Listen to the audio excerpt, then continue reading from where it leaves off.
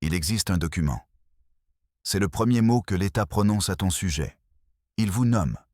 Il te définit. Il te donne une place dans le monde. C'est ton ancrage à la réalité. Ton acte de naissance. Mais, que se passe-t-il lorsque ce premier mot est un mensonge? Que se passe-t-il lorsque ton identité naît d'un secret pourri? Quand le document qui dit qui vous êtes est une abomination? Aujourd'hui, nous allons parler d'un enfant d'Écatépec, piégé dans un labyrinthe de papier, un enfant à qui un document officiel a volé son droit le plus fondamental, celui de savoir qui est sa mère.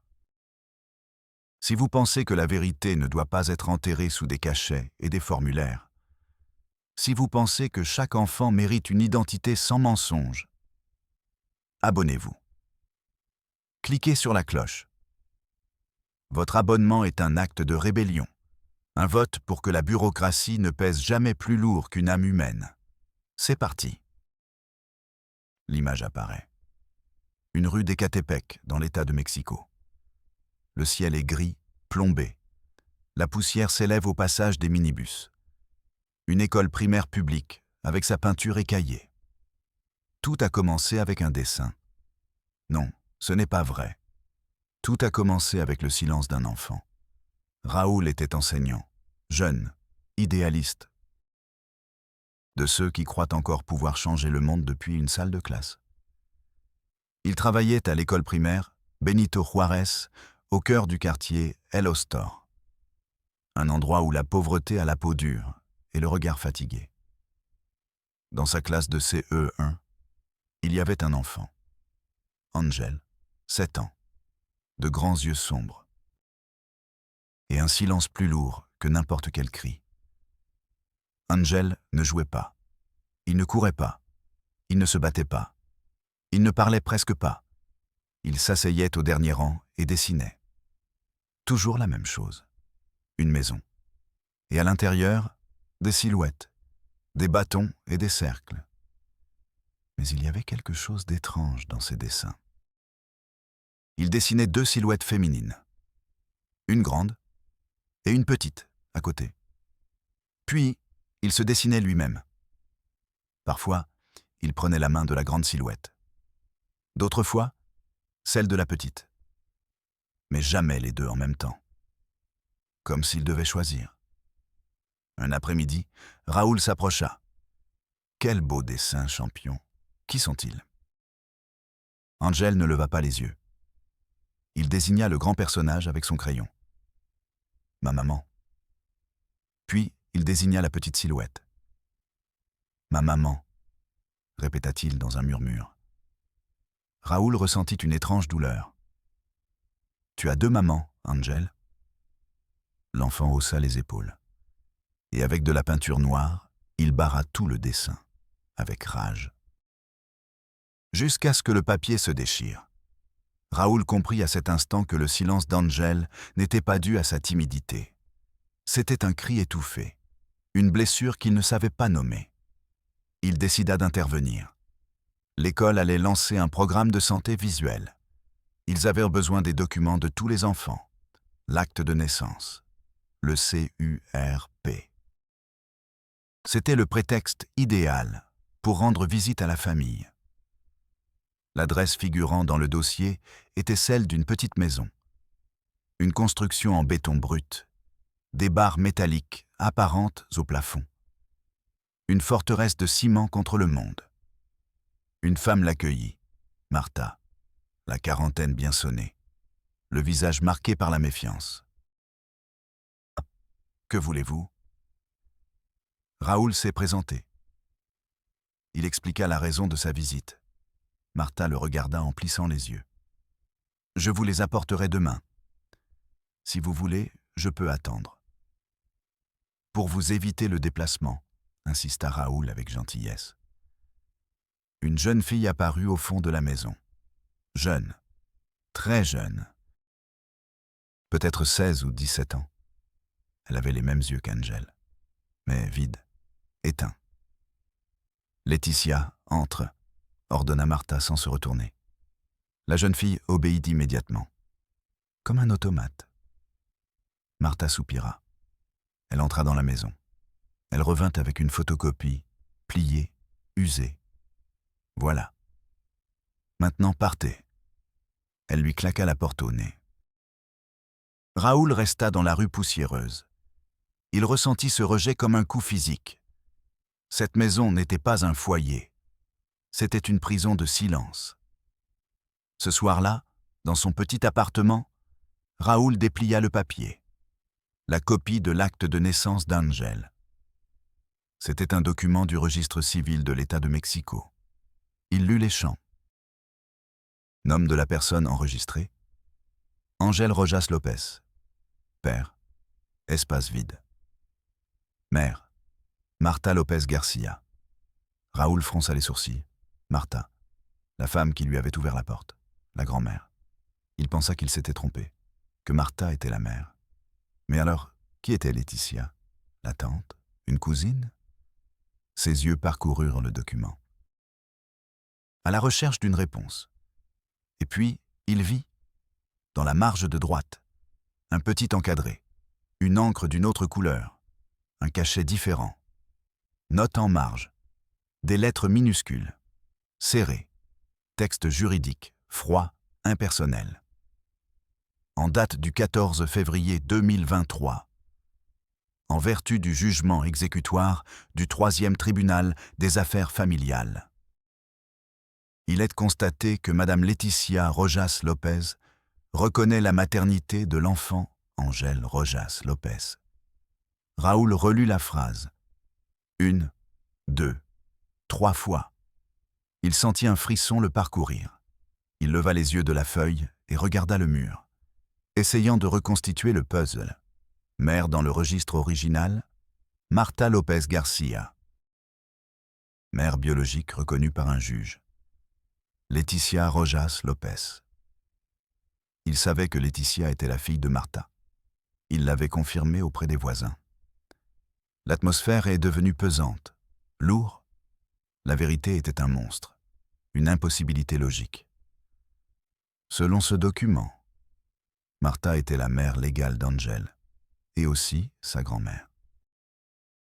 Laetitia était la mère biologique d'Angel, et, légalement, sa sœur. Angel était le fils de sa grand-mère, et le frère de sa propre mère. Ce n'était pas un acte de naissance, c'était un nœud gordien de chair et d'os. Une énigme familiale écrite avec l'encre de l'État. Une aberration légalisée.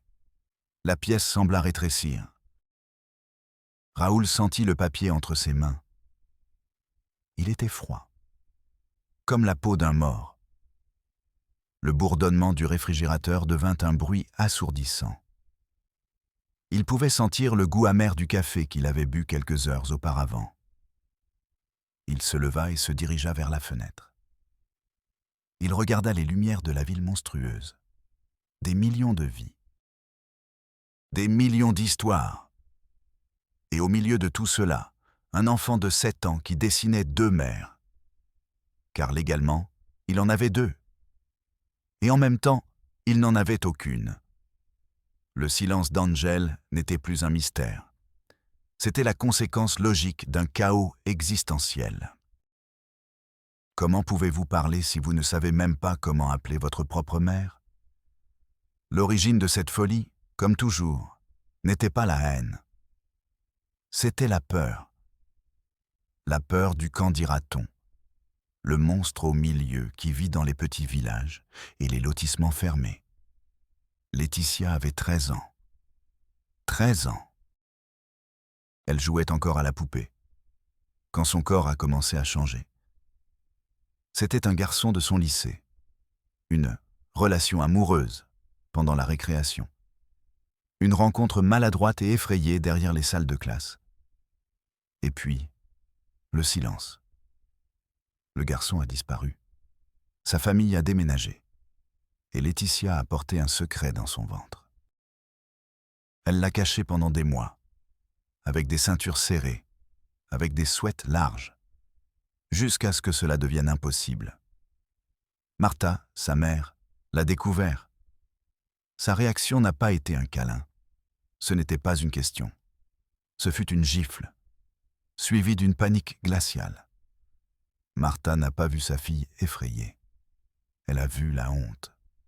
La honte. Le doigt accusateur des voisins. Les rires des commères. Elle-même avait été mère célibataire très jeune. Elle avait porté ce stigmate toute sa vie. Et elle jura que sa fille ne vivrait pas la même chose. Sa solution était radicale, tordue, née du désespoir. Personne ne le saurait. Il retira Laetitia du lycée, il l'enferma chez lui. « Tu as eu un accident », répondait-elle à ceux qui posèrent des questions.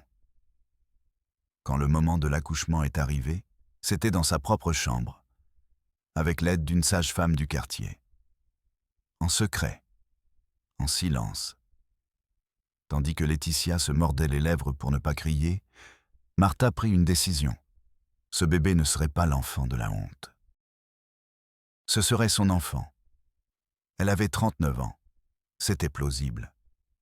Elle dirait que son mari, qui travaillait aux États-Unis et venait rarement, était venu lui rendre visite. Laetitia serait la grande sœur de l'enfant. Dans son esprit, elle ne commettait pas de crime. Elle sauvait sa famille, elle réécrivait l'histoire. Ils se rendirent à l'état civil. Martha, avec le bébé dans les bras. Laetitia, le regard perdu et le corps endolori. « C'est mon fils », a dit Martha au fonctionnaire. Et l'État l'a cru. L'acte fut signé. Le cachet fut apposé. Le mensonge devint officiel. Angel grandit dans cette maison où régnaient les chuchotements. Il appelait sa grand-mère « maman » et Letty, la fille triste qui vivait avec eux, sa vraie mère. Laetitia a été dépouillée de sa maternité, condamnée à voir grandir son fils comme s'il était son frère, sans avoir le droit de l'embrasser, sans avoir le droit de le bercer, sans avoir le droit d'être sa mère. Le mensonge a fonctionné pendant des années, jusqu'à ce que Martha ait besoin d'inclure Angel dans l'assurance maladie de son travail. On lui a demandé des papiers.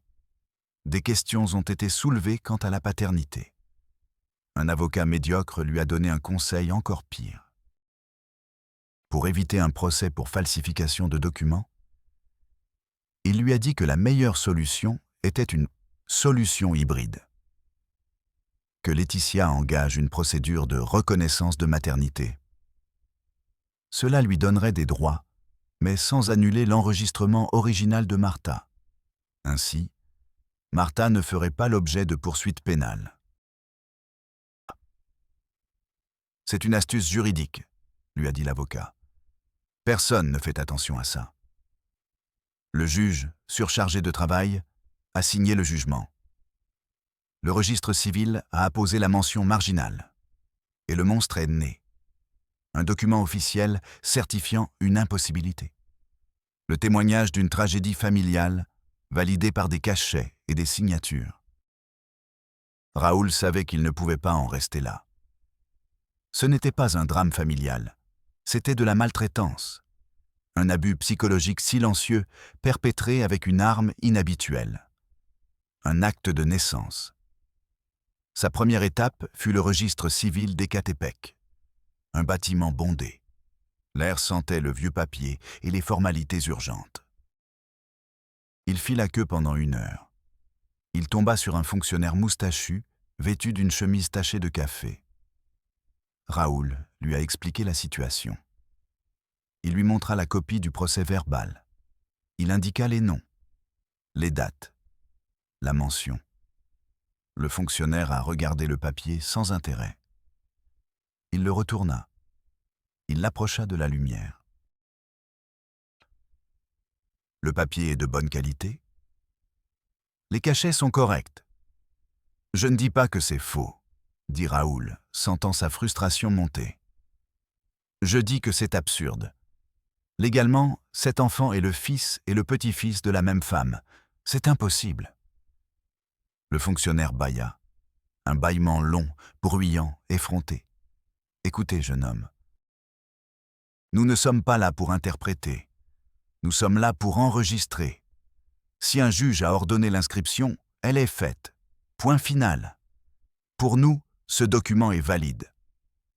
Mais vous ne voyez pas le mal que cela fait à l'enfant? La confusion? L'homme le regarda pour la première fois dans les yeux, avec un mélange d'agacement et de tristesse. C'est l'affaire des psychologues ou des prêtres. Mon travail consiste à m'assurer que les noms sont bien écrits. Et ils le sont. Si l'acte ne vous plaît pas, demandez à un juge de l'annuler. En attendant, c'est comme ça. Suivant. Le cri « Suivant !» résonna comme un claquement de porte. Raoul resta immobile une seconde, l'acte à la main. Il sentit les regards des gens dans la file. Il ressentit l'indifférence du système comme un mur de glace. Il sortit de là. Le smog de la Via Morelos lui frappa le visage. La rage lui monta à la gorge. Il n'abandonna pas. Prochain arrêt. Le DIF municipal. Si quelqu'un devait protéger Angel, c'était bien eux. Il obtint un rendez-vous avec une assistante sociale, une diplômée du nom de Ramirez. Son bureau était un minuscule box rempli de dossiers empilés. Chaque dossier était une tragédie. Raoul raconta à nouveau l'histoire. Il pose les procès-verbaux sur le bureau. Maître Ramirez l'écouta attentivement. Elle acquiesçait de la tête. Elle prenait des notes. Pendant un instant, Raoul ressentit une lueur d'espoir. Quand il eut terminé, la femme joignit les mains sur le bureau. « Je comprends votre inquiétude, professeur. La situation est en effet atypique. » Elle utilisa le mot « atypique ». Pas terrible, pas monstrueuse, atypique. Cependant, poursuivit-elle, pour que nous puissions intervenir, il doit y avoir un risque imminent pour l'enfant. Maltraitance physique, négligence, malnutrition. D'après ce que vous me dites, l'enfant a un toit, il va à l'école, il est nourri. La maltraitance est émotionnelle. On lui a volé son identité, s'écria presque Raoul. Les dommages psychologiques sont plus difficiles à prouver, professeur. Et nos ressources sont réservées aux cas les plus extrêmes. Les enfants au feu de signalisation, les enfants enchaînés. Vous comprenez? L'espoir de Raoul s'est évanoui. « Ce que nous pouvons faire, dit-elle en ouvrant un tiroir, c'est leur proposer une thérapie familiale. Mais pour cela, la tutrice légale, en l'occurrence Madame Martha, doit venir, en faire la demande et signer le consentement éclairé. Elle doit remplir le formulaire de demande F12 et apporter des copies de... » Raoul l'interrompit.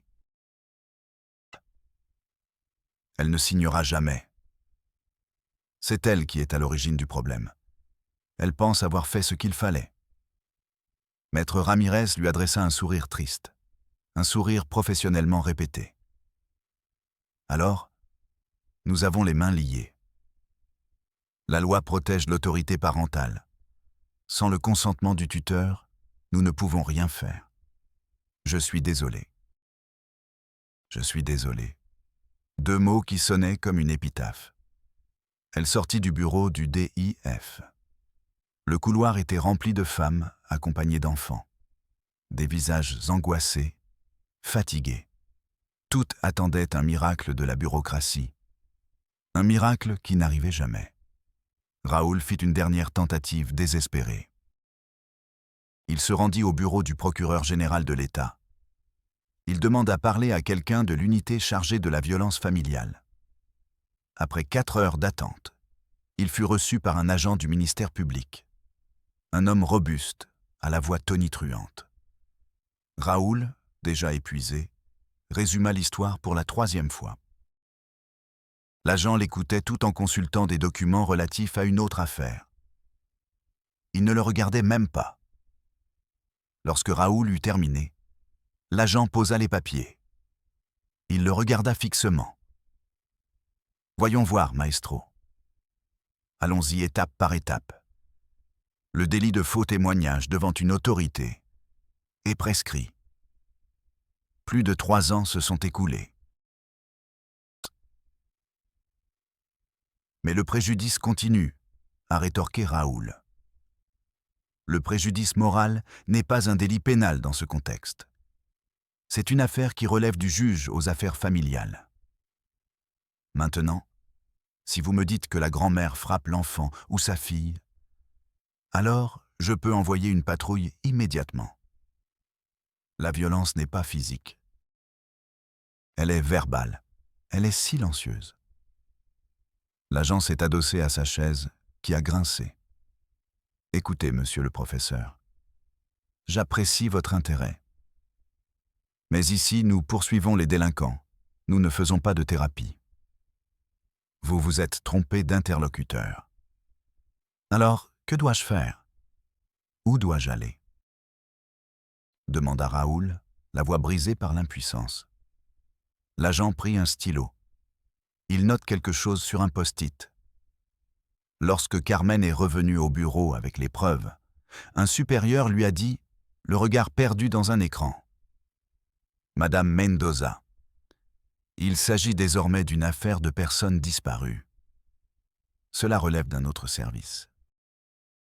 Remplissez le formulaire 2B. Raoul le regarda, perplexe. Carmen, le formulaire 2B, je ne comprends pas. L'agent le regarda comme s'il était stupide. Désolé, je pensais à une autre affaire. Elles se ressemblent toutes. Il soupira. Écoutez, ce que vous devez faire, c'est trouver un avocat civil. Engager une procédure de nullité d'acte. C'est un processus long, coûteux et compliqué. Le système n'est pas fait pour corriger ce genre de choses. Le système est fait pour aller de l'avant. Le système ne recherchait pas la justice. Il cherchait à classer l'horreur dans des dossiers, à le classer, l'archiver jusqu'à ce qu'il soit oublié. Raoul se leva. Il ne dit rien d'autre. Il quitta le bureau du procureur. La nuit était tombée sur Ecatepec. Il s'assit dans sa voiture. Et pour la première fois depuis le début de ce voyage, il se laissa aller à pleurer. Il pleura de rage, de frustration, d'impuissance. Il regarda la copie du procès-verbal sur le siège passager. Le maudit procès-verbal. Ce bout de papier était plus fort que lui, plus fort que la vérité, plus fort que la raison. L'histoire n'est pas terminée. Raoul n'a pas abandonné. Il a contacté une petite organisation de défense des droits humains. Une jeune avocate tenace, nommée Ximena, a pris l'affaire en charge sans demander de rémunération. Le procès a commencé. Procès spécial de rectification, nullité et validation des actes de l'état civil. Un nom aussi compliqué que le problème lui-même. Le procès dure depuis 2 ans. 2 ans d'audience, d'expertise psychologique. Les confrontations dans un tribunal froid et anonyme. Martha continue de défendre son mensonge. Je l'ai sauvée. Je lui ai donné mon nom. Je lui ai donné une famille décente. Ils veulent nous détruire. Laetitia, aujourd'hui âgée de près de 20 ans, parle enfin. En thérapie, elle a commencé à démêler les nœuds de sa vie. Elle apprend à se pardonner. Et elle se bat pour être, aux yeux de la loi et du monde, ce qu'elle a toujours été, la mère d'Angèle. Et Angèle? Angèle a 9 ans. Il connaît désormais la vérité. Et la vérité l'a brisé. C'est désormais un enfant en colère, rebelle. Il en veut à Martha pour son mensonge. Il se sent mal à l'aise avec Laetitia, cette étrangère qui prétend désormais être sa mère. Son silence s'est transformé en cri. Sa blessure n'est plus cachée. Elle est ouverte. Elle saigne. La fin de cette histoire n'est pas encore écrite. Peut-être qu'un jour, un juge rendra son verdict. Et Angèle aura un nouvel acte de naissance. Un acte qui dira la vérité. Mais aucun papier ne pourra lui rendre son enfance. Aucun cachet ne pourra effacer ses années de confusion. Son identité volée, c'est la réalité interdite. Le mal qui ne se voit pas. La violence exercée à coups de signatures et de tampons. Dans un pays où les disparitions sont monnaie courante, Angel n'a pas été dépouillée de son corps. On lui a volé son nom. On lui a volé sa place dans l'arbre de vie. Et le système, avec son aveuglement volontaire et ses labyrinthes de papier. Il a été le complice parfait. Je suis Padre del Valle et rendez-vous à la prochaine Realidad Mexico.